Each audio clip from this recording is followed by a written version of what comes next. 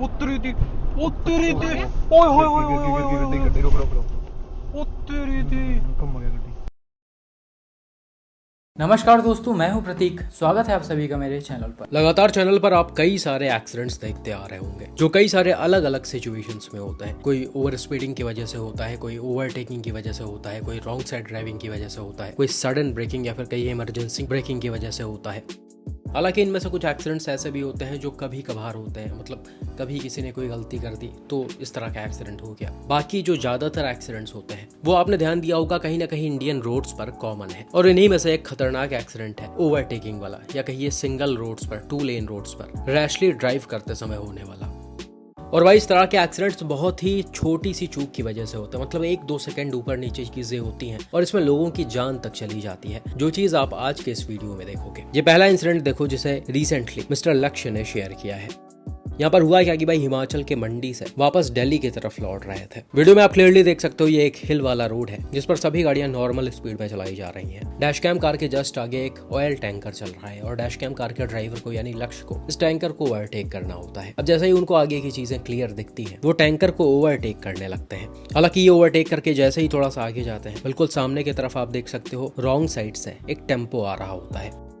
देखकर ऐसा लग रहा है कि इसने भी कुछ गाड़ियों को शायद ओवरटेक किया है और इसीलिए ये ऑपोजिट लेन में है। वहीं आप देख सकते हो डैशकैम कार भी ऑपोजिट लेन में और इसे अपने लेन में जाना होता है, लेकिन जस्ट सामने से तेज रफ्तार में टेम्पो आ रहा होता है जिस वजह से दोनों गाड़ियों के ड्राइवर्स के बीच तालमेल बैठ नहीं पाता है। डैशकैम कार पहले लेफ्ट में जाती है, लेकिन जब ड्राइवर को लगता है कि ऐसा करने से खतरा हो सकता है तो ये वापस से ऑपोजिट लेन में अपने गाड़ी को ले आते हैं और बिल्कुल उसी समय सामने से एक महिंद्रा बोलेरो भी आ जाती है। हालांकि फॉर्चुनेटली तब तक ड्राइवर तुरंत लेन चेंज करते हुए लेफ्ट में आ जाते हैं, लेकिन टेम्पो का ड्राइवर लास्ट तक रॉन्ग साइड में ही होता है।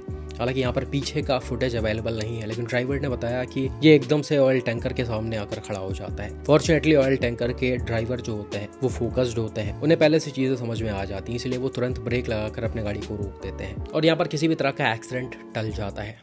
लेकिन आप वीडियो को देख सकते हो कि सिचुएशन कितना ज्यादा खतरनाक हो सकता था। टैंकर अगर टेम्पो में लड़ता तो भी नुकसान था, अनकंट्रोल होकर ये पलट जाता तो भी नुकसान था। डैशकैम वाली कार अगर अनकंट्रोल होकर किसी भी गाड़ी में लड़ जाती तो भी काफी नुकसान हो सकता था। तो ओवरऑल सिचुएशन काफी डेंजरस था, लेकिन अच्छी बात है कि नुकसान नहीं हुआ।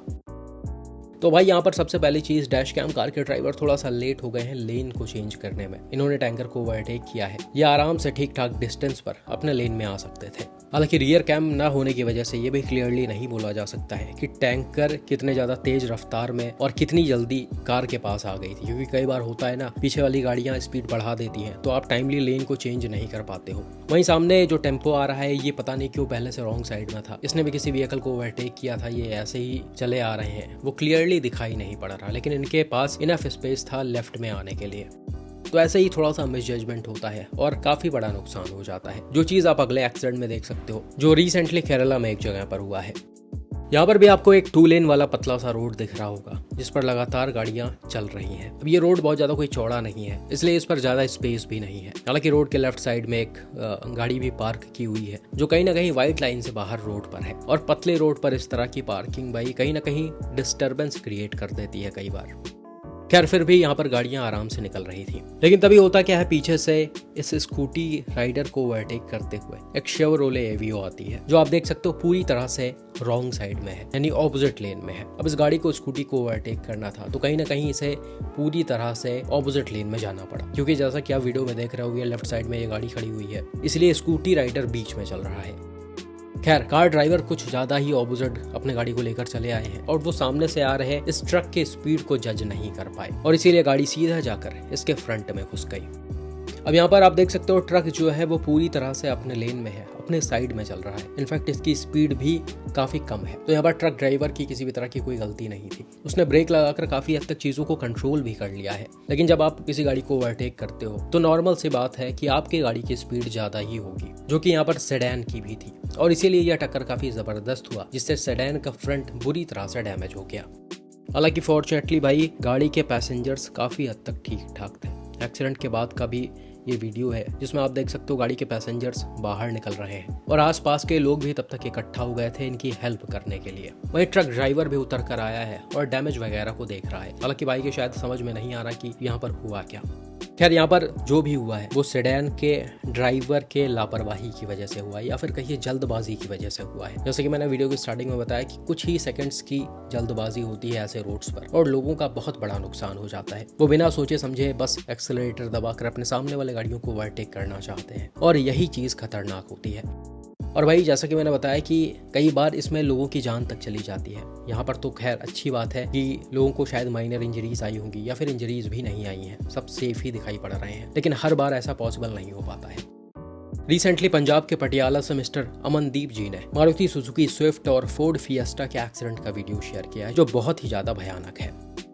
यहाँ पर हुआ क्या कि भाई अपने फैमिली के साथ अपने कार से पटियाला के एक सिंगल रोड से होते हुए जा रहे होते हैं। आप देख सकते हो रोड काफी पतला है जिस पर दोनों तरफ से गाड़ियां चल रही हैं। डैश कैम वाली कार इस ट्रैक्टर ट्रॉली को राइट साइड से ओवरटेक करके आगे जाती है और अपने लेन में शिफ्ट हो जाती है। इस गाड़ी की स्पीड वही 70-80 किलोमीटर पर आवर के आसपास होती है। इसके अलावा और भी जो गाड़ियां चल रही हैं वो भी नॉर्मल स्पीड में ही चलाई जा रही हैं। लेकिन जैसे ही ये थोड़ा सा आगे जाती है सामने से व्हाइट कलर की एक मारुति सुजुकी स्विफ्ट आती है जिसे कोई नॉर्मल तरीके से नहीं बल्कि बहुत ही ज्यादा तेज रफ्तार में चलाया जा रहा होता है। हालांकि यहाँ पर रोड पर कोई बहुत ज्यादा गाड़ियां नहीं है, रोड काफी हद तक खाली ही है, लेकिन जिस तरह से स्विफ्ट की स्पीड है, जिस तरह से इसे चलाया जा रहा है वो कहीं ना कहीं स्पीड लिमिट से काफी ऊपर है। अब स्विफ्ट के ड्राइवर इस बाइक को ओवरटेक करते हैं और रोड के एकदम बीचों बीच में चल रहे होते हैं। डैश कैम कार के ड्राइवर इसे ऐसे आता देखकर टक्कर से बचने के लिए अपने गाड़ी की स्टीयरिंग को लेफ्ट में घुमा देते हैं और इसे जगह देते हैं निकलने के लिए। आप देख सकते हो अगर डैश कैम वाली कार बीच में चल रही होती जहाँ पर ये पहले चल रही थी तो स्विफ्ट आकर सीधा इसमें लड़ सकती थी। लेकिन खैर जैसे ही स्विफ्ट डैश कैम कार को क्रॉस करती है कि थोड़ी दूर आगे जाकर पीछे जो ट्रैक्टर ट्रॉली आपने वीडियो के स्टार्टिंग में देखी थी ये उसमें लड़ जाती है। हालांकि यहाँ पर गाड़ी में रियर कैमरा नहीं लगा हुआ था इसलिए पीछे की चीजें एग्जैक्टली क्लियर नहीं है कि ये किस तरह से जाकर उसमें लड़ी है। लेकिन डैश कैम कार के ड्राइवर ने बताया कि ये काफी हद तक राइट में थी और शायद ड्राइवर चीजों को जज नहीं कर पाए। इसी के साथ साथ उन्होंने ये भी बताया कि ये टक्कर इतना ज्यादा भयानक था कि जो ट्रॉली थी वो कुछ हद तक हवा में उछल गई। बिल्कुल उसी समय सामने की तरफ से एक फोर्ड फिएस्टा भी आ रही थी। ट्रॉली जब अनकंट्रोल हुई है तो फिएस्टा पहले जाकर शायद उसमें लड़ी, फिर स्विफ्ट में लड़ी और दोनों गाड़ियां एकदम रोड के किनारे चली गई। और भाई ये टक्कर जो हुआ वो कोई नॉर्मल स्पीड में नहीं था बल्कि बहुत ही ज़्यादा तेज रफ्तार में और बहुत ही ज़्यादा भयानक हुआ, जिसका अंदाजा आप गाड़ियों के फोटोज़ को देखकर भी लगा सकते हो।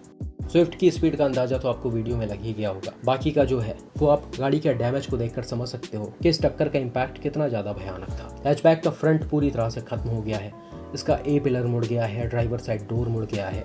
वहीं ये शायद एयरबैग वाला मॉडल नहीं था इसलिए गाड़ी का एयरबैग नहीं ओपन हुआ है और इसका कैबिन भी बुरी तरह से डैमेज हो गया है। वहीं ट्रैक्टर में लड़ने की वजह से फिएस्टा का लेफ्ट साइड पूरा खत्म हो गया, इसके डोर्स एकदम से उखड़ गए हैं, बम्पर टूट गया है, क्वार्टर पैनल डैमेज हो गया है और फ्रंट में स्विफ्ट की टक्कर से इसका सामने वाला हिस्सा डैमेज हो गया है। वहीं इस गाड़ी के भी एयरबैग्स ओपन नहीं दिख रहे हैं। बात करें गाड़ी में बैठे पैसेंजर्स की तो ऐसा बताया जा रहा कि शायद फिएस्टा में 2 पैसेंजर्स थे और स्विफ्ट में 1 थे, या शायद स्विफ्ट में 2 थे, फिएस्टा में 1 थे, कुल मिलाकर शायद 3 पैसेंजर्स थे और अनफॉर्चुनेटली ये तीनों शायद बच नहीं पाए। हालांकि इस चीज़ को दावे के साथ नहीं बोला जा सकता है, लेकिन इस एक्सीडेंट को मैंने न्यूज़ वगैरह में भी सर्च किया था। बहुत ज़्यादा इसका कोई न्यूज़ नहीं है, लेकिन 1-2 जो लोकल न्यूज़ चैनल्स ने इसे शेयर किया है उसमें बताया गया है कि 2-3 लोगों की डेथ हुई है। तो इन चीज़ों को देखकर आप समझ सकते हो कि एक छोटी सी लापरवाही कितनी ज़्यादा खतरनाक हो सकती है। हमेशा आपसे बताया जाता है भाई कि सिंगल रोड्स पर कभी भी आप जल्दबाजी मत करो। ये सिंगल रोड्स हमेशा ही जानलेवा साबित होते हैं। आपको रोड खाली दिखेगी, आपको तेज चलाने का मन होगा, लेकिन छोटी सी जल्दबाजी, छोटी सी लापरवाही या छोटा सा मिस जजमेंट आपकी और दूसरों की जिंदगी खत्म कर सकता है। तो सिंगल रोड्स पर कभी भी इस तरह की लापरवाही मत करिए, हमेशा सब्र से काम लीजिए। बाकी आपका इन एक्सीडेंट्स पर क्या मानना है कमेंट करके ज़रूर बताएं।